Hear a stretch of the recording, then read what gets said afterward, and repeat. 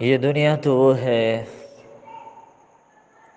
جس نے یوسف علیہ السلام جیسے شہزادوں کو مصر کی بازار میں بیچ دیا تھا۔ یہ دنیا تو وہ ہے جس نے مل کر پروپیگنڈا کیا اور یوسف علیہ السلام اللہ کے پیغمبر کو جیل میں بھیج دیا تھا۔ یہ دنیا تو وہ ہے جس کے لوگوں نے انبیاء کو پاگل کہا، دیوانہ کہا، ساحر کہا۔ دنیا کے لوگ تو وہ ہیں جو مل جاتے ہیں گمراہی پر تو ابراہیم علیہ السلام کو آگ میں پھینک دیتے ہیں۔ دنیا کے لوگ تو وہ ہیں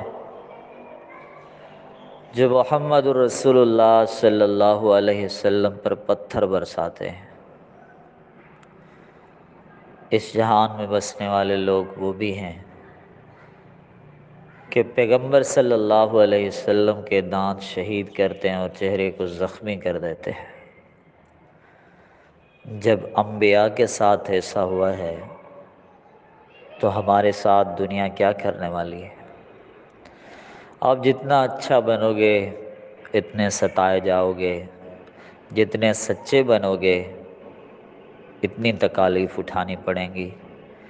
یاد رکھیں حق کا راستہ پھولوں کا راستہ نہیں ہوتا، وہ کانٹوں کا راستہ ہوتا ہے۔ ایمان کا راستہ، توحید کا راستہ، یقین اور توکل کا راستہ دنیا کا مشکل ترین راستہ ہوتا ہے۔ اس لیے یاد رکھیں کہ کبھی بھی دنیا کے لوگوں کے طعنوں سے دل برداشتہ نہ ہو، پریشان نہ ہو، کون کیا کہتا ہے، فلاں کیا کہتا ہے، فلاں کیا کہتی ہے۔ طعنے ملیں گے، طعنوں کے نشتر چلیں گے، غیر بھی بہت کچھ بولیں گے، لیکن اپنے جو بولیں گے ان کے بول کبھی دل کو گھائل کر دیں گے۔